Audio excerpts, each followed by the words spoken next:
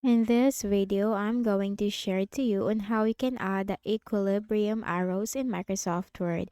So let's get started.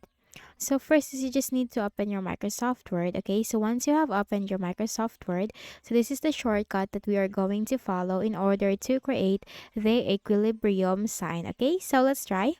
Now we just need to simply type 21cc as what you can see on the screen, and then press the Alt and X key together on your keyboard, Alt and X key, and that's it. We have just created the equilibrium symbol. Okay, so let's try again. It's 21cc, and then press Alt on keyboard, Alt and X key together. And that's it. Yeah, as easy as that, you have just created the equilibrium symbol in your Microsoft Word by using this shortcut. So I hope this video helped you. Kindly please do not forget to hit the like button and subscribe to this YouTube channel for more tutorials like this. Thank you for watching.